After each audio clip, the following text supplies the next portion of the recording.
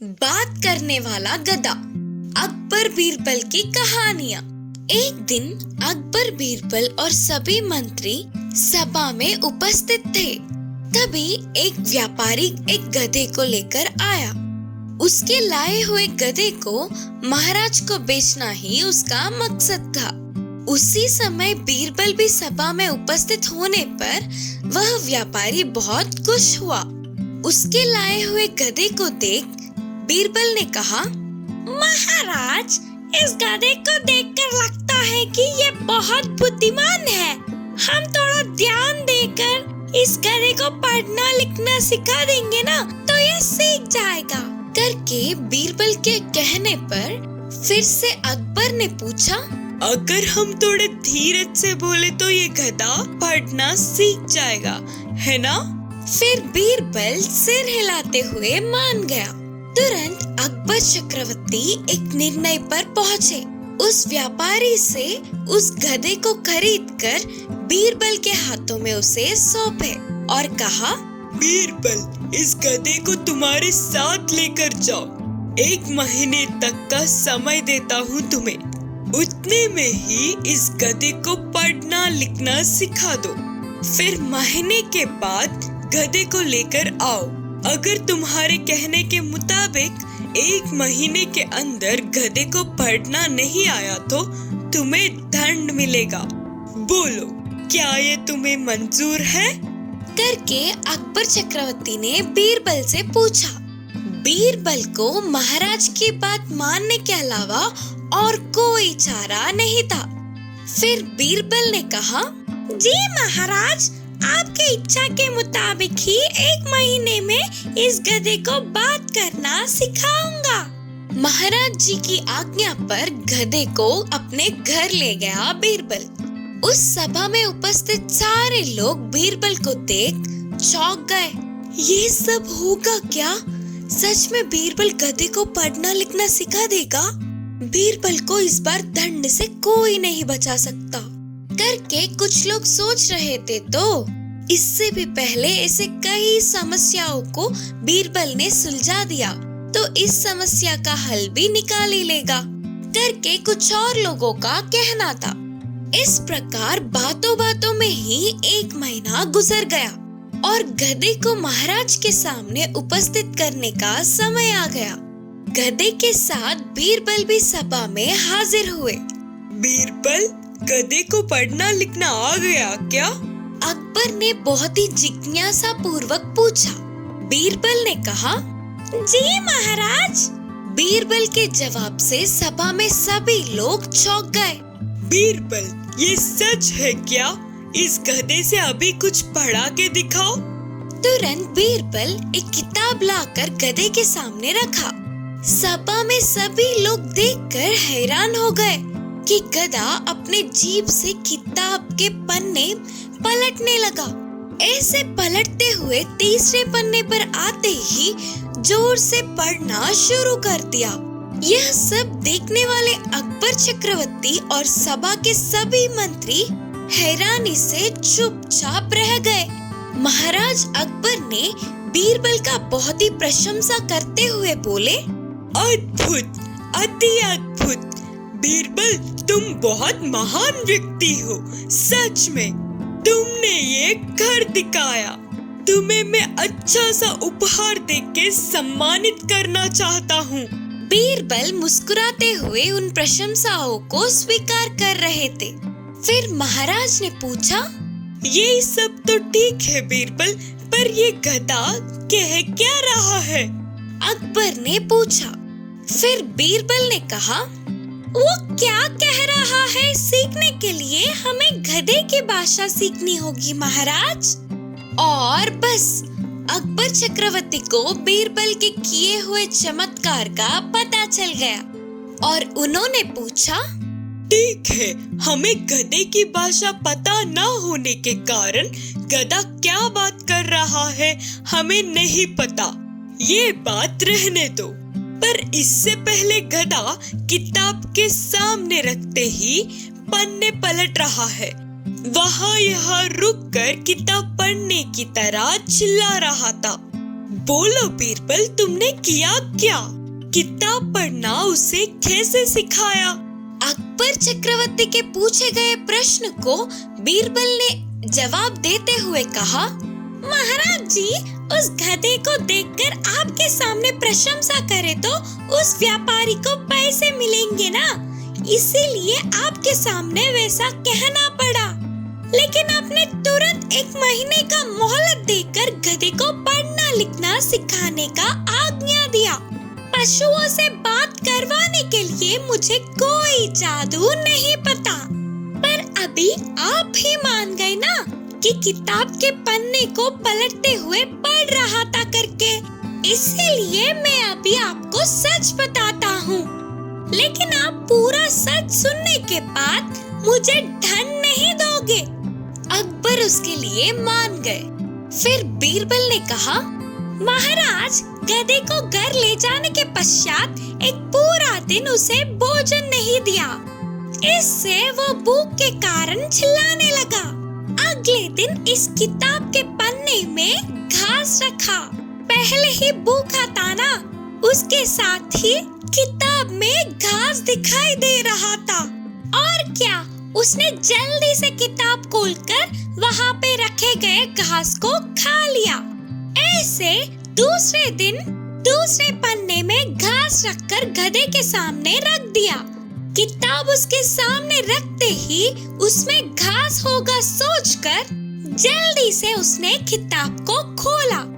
कुछ नहीं दिखा तो तुरंत उसने दूसरा पन्ना खोला। इस बार भी उसे वहाँ घास दिखा तो वो लेकर खा गया। तीसरे दिन सिर्फ किताब को ही गधे के सामने रखा, उसमें घास नहीं था। इस बार किताब में घास नहीं रखा तो गधा जोर से चिल्लाने लगा।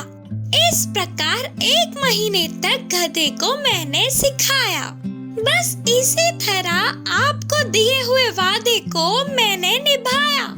बोलते हुए बीरबल ने किस प्रकार गधे से बात करवाया करके महाराज को विवरण किया। उस सभा में सभी लोग तालियां बजाते हुए बीरबल की तारीफें करने लगे। बकरी के बच्चे की मुसीबतें। एक गांव में सुब्बू नाम के किसान के पास माँ बकरी और उसके 3 बच्चे थे। वह रोज उन बकरियों को घर से बाहर छोड़ देता था। माँ बकरी के पीछे पीछे ही बच्चे जाते थे। माँ बकरी बच्चों को बीच बीच में रुकते हुए आहार कमा के कैसे खाते हैं करके समझाती थी। वे सभी मस्ती में चिल्लाते हुए पूरे दिन बिंदास घूमते हुए कमाए हुए खाने को खुशी से खाकर शाम तक वापस घर पहुंच जाते थे। एक दिन सुबह ही मालिक के छोड़ने पर माँ बकरी बच्चों को लेकर आहार के लिए रोड पे चल पड़ी। बच्चे भी खुशी से चिल्लाते हुए माँ के पीछे पीछे चलने लगे। माँ बीच बीच में रुकते हुए हमेशा की तरह खाना खाने के तरीके को दिखाने लगी। लेकिन बच्चे तो उससे बोर होकर अपने छोटे छोटे पैरों से इधर उधर भागने लगे। माँ बकरी के कितना सतर्क करने पर भी बच्चों ने नहीं सुना। आखिर में जोर से डांटने पर रूठ के रुक गए। इतने में एक शैतान बच्ची माँ से विवाद करने लगी। हर रोज तो बता रही हो ना माँ, और कितनी बार बताओगी? हम भी बड़े हो रहे हैं, हमें पता है कि खाना कैसे खाते हैं। बार बार वही बोलती हो, कहीं भी जाने नहीं देती हो, आपके पीछे पीछे ही आने को बोलती हो, हमेशा आपके पास ही रहना होता है। क्यों माँ, हम आजाद नहीं है क्या? गुस्से में पूछा। तब माँ बकरी ने भी गुस्से में जवाब दिया, तुम अभी बच्चे हो, माँ के बातों को सुनना होगा। पास ही जंगल है, कहीं कोई जंगली जानवरों ने तुम लोगों पर हमला कर दिया तो? अगर मेरी बातों को अनसुना किया तो मैं तुम्हें घर में ही छोड़ाऊंगी। अब तुम्हारी मर्जी। बोलकर माँ बकरी ने चेतावनी दी। फिर माँ के बातों को भावना देते हुए वह शैतान बकरी अकेले ही रोड पार करके दूसरी गली चली गई। ये सब दूर से एक लोमड़ी ने देखा। बस और क्या था, अकेले दिखने वाली बकरी पर तेजी से उछल पड़ी। अचानक इस घटने से चौंकने वाली बकरी थोड़ी दूर भागकर आखिर में एक खुली गेट के घर में घुस के छुप गई। तुझे तो घर से बाहर निकलना ही होगा, और मेरा आहार तो बनना ही है तुझे। शायद इसमें थोड़ी देर हो जाए, बस और कुछ नहीं। हंसते हुए बोलकर लोमड़ी गेट के बाहर ही बैठकर उसे खाने का इंतजार करती रही। तब बेचारी बकरी डर के कांपते हुए बोली, मेरे पास मत आओ, मुझे मत मारो। बोलते हुए गेट के उस पार से गिड़गिड़ाने लगी। लेकिन वही लोमड़ी बोली, अरे ऐसे कैसे छोड़ दूं? हर रोज तुम्हें देख रही थी, कभी तो अकेले मिलेगी ना, तब पकड़ के खाऊंगी करके इंतजार करती रही हूँ। हमेशा तेरी माँ के साथ होने पर मेरी इच्छा कभी पूरी ही नहीं हुई।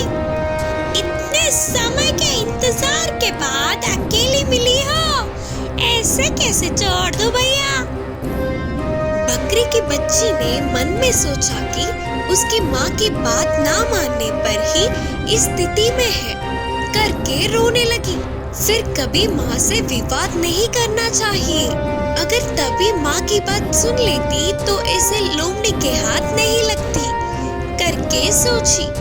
तभी उस घर के मालिक बाहर आया और गेट के बीचों बीच बैठने वाली लोमड़ी को देख लाठी से एक मारा। इससे लोमड़ी चिल्लाते हुए जंगल में भाग गई। बकरी बार बार बच गई करके सोचकर मन में ही मालिक को धन्यवाद करके जल्दी से माँ के पास पहुंची।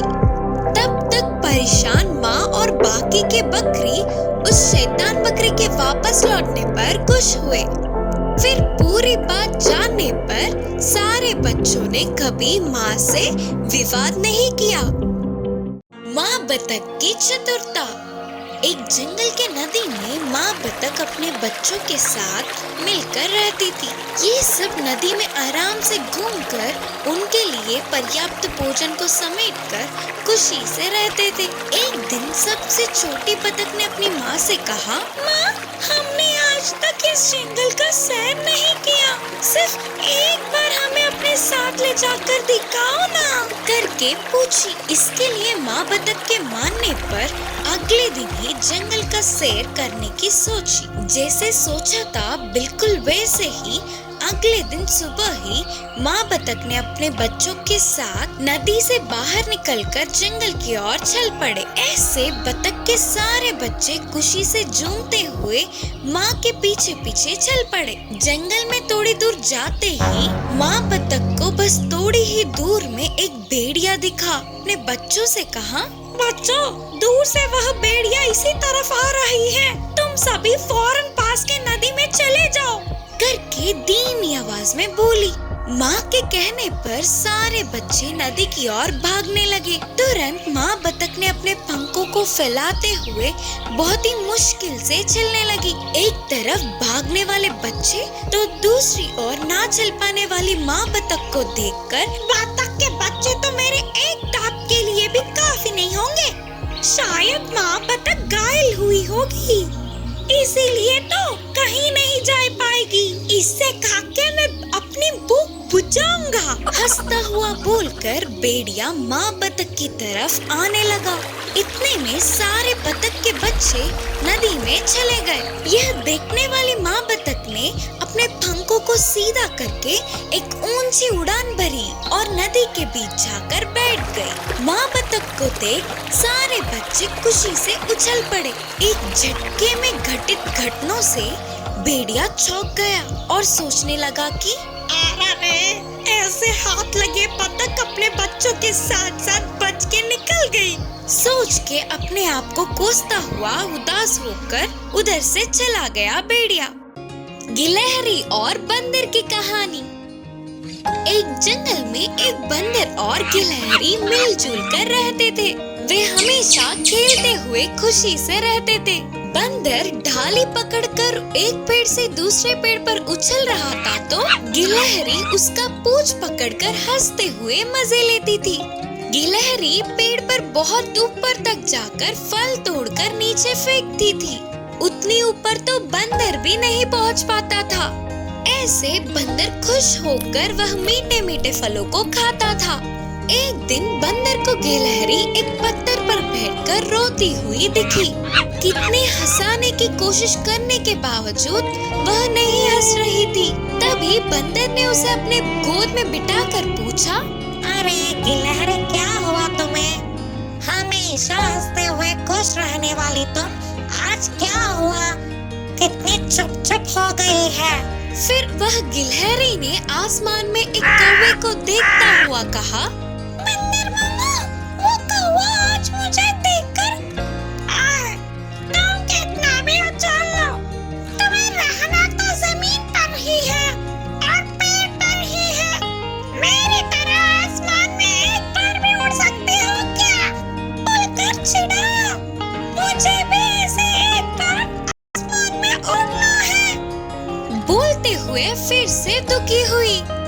उस पर बंदर ने हंसते हुए कहा, बस इतने से बात के लिए तुम इतने दुखी हो? मैं कभी कभार बाजू के गांव में जाता हूँ ना, वहाँ के बच्चे पतंगों को कागज से बनाकर उसको रस्सी से बांधकर हवा में उड़ाते हुए खेलते हैं। उस पतंग से तुम्हें बांधकर उड़ाया तो उस कौवे से क्या, हंस से क्या, चील से भी ऊपर जा सकती हो।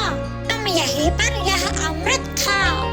मैं जाकर किसी भी तरह एक पतंग हासिल करके 1 घंटे में पहुंचता हूँ। बोलकर बंदर गांव गया। उधर एक घर के बाहर पलंग पे रखी हुई एक बड़ी पतंग को और रस्सी को उठा लाया।